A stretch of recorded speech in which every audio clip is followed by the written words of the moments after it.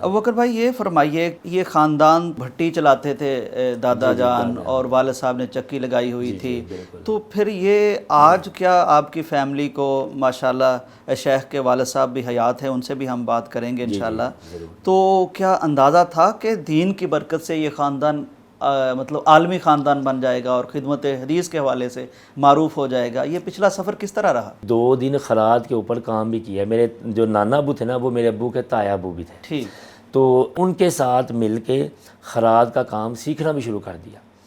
تو یہ مولانا یحییٰ بوجیانی رحمہ اللہ، شیخ الحدیث مولانا ابو البرکات رحمہ اللہ، یہ ہمارے گاؤں گوندرا والا، یہ میرے دادا ابو کو بڑا پیار کرتے تھے۔ ٹھیک، وہاں چلے گئے، انہوں نے جا کر کہا کہ وہ کہا کرتے تھے عباس کدھر ہے، تو انہوں نے کہا جی وہ تو اپنے کام پہ گیا ہوا ہے، خراد جی جی۔ تو وہ کہتے ہیں کہ اس وقت میں نے 3 ماہ جو ہے نا وہ جامعہ اسلامیہ میں کتابوں کا پڑھنا آغاز جو ہے نا درس نظامی کا شروع کیا تھا۔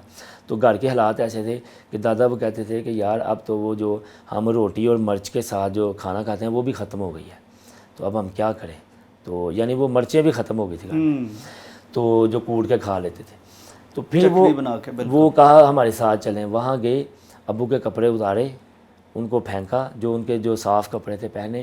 انہوں نے کہا کہ مولانا یحییٰ بوجیانی رحمہ اللہ نے تقریباً ابو کہہ رہے تھے شاید 1.5 یا 2 سال ان کے گھر سے 3 وقت کا کھانا کھایا ہے۔ پھر عید آنی ہے یا ماہانہ جو ابو کو دینا ہے پیسے خرچہ، اور پھر اس کے بعد انہوں نے کہا تھا کہ اب یہ بچے کا خرچہ ہمارے اوپر، آپ اپنا خرچہ ابو بکر بھائی آپ فرما رہے ہیں کہ خراد سے انہوں نے اٹھایا، جی، وہ اور جو ورک شاپ والے جو کپڑے تھے وہ اتروائے، صاف کپڑے پہنائے اور دین کے مدرسے میں داخل کروا دیا اور کفالت شروع کر دی۔ انہوں نے شیخ الحدیث مولانا ابو البرکات رحمہ اللہ نے ابو نے کہا تھا، یہ ادھر کھڑے ہو کر یہ الفاظ کہے تھے، میرے نانا ابو بھی اس کے گواہ ہیں، میرے دادا ابو بھی، انہوں نے کہا تھا کہ یہ بچہ دنیا کے کام کرنے کے لیے نہیں آیا، کیونکہ 3 ماہ اس نے پڑھا ہے، یہ پڑھنے والا بچہ ہے، تو آپ اسے ضائع کر رہے ہیں، تو ہم نے اسے ضائع نہیں ہونے دینا۔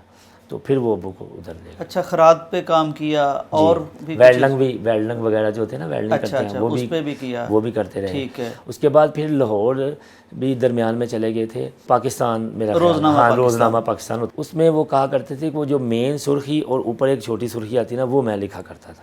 ٹھیک، یہ یعنی کتابت فرمایا کرتے وہاں یہ اصل میں پڑھائی سے فارغ ہونے کے بعد یہ ویسے وہاں گئے تھے، یہ بعد کا کام تھا، کیونکہ پھر بعد میں بھی انہیں مسجد نہیں مل رہی تھی، تو جیسے آغاز میں مشکلات ہوا کرتی ہیں، بالکل 1-2 جگہ ٹرائی دی، انہوں نے کہا جی نہیں ہمیں وہ مولانا چاہیے جو 1 مہینے میں صرف 1 چھٹی کرے۔ یہ کہتے تھے کہ میں نمازیں پوری پڑھاؤں گا لیکن میں واپس اپنے گھر چلا جائے۔ ٹھیک، تو یہ معاملہ تھا، تو وہ اس طرح کچھ مشکلات آتی رہیں۔ پھر مختلف مسجدوں میں کہیں 1 سال 2 سال خدمات، جیسے جیسے موقع ملتا رہا تو وہ کرتے۔ پھر انہوں نے مجھے بتایا تھا کہ مجھے ایک جگہ پہ نماز کا موقع ملا، تو انہوں نے یعنی اس وقت 20 روپے مجھے کہا کہ آپ کو ملیں گے، یعنی عموماً اس وقت کہتے تھے کہ عام جو قاری حضرات تھے نا، اس وقت بھی ان کی 40 روپے یا 50 روپے تک ان کی تنخواہ ہوتی تھی، تو مجھے کہتے ہیں آپ کو 20 روپے دیں گے۔ تو ابو نے کہا کہ چلو یار کچھ نہ آنے سے چلو یہ ہے کہ دین کا کام بھی ہوگا، تو وہ 20 روپے پہ ہی جو نا انہوں نے 5 نمازیں پڑھانا شروع کر دی۔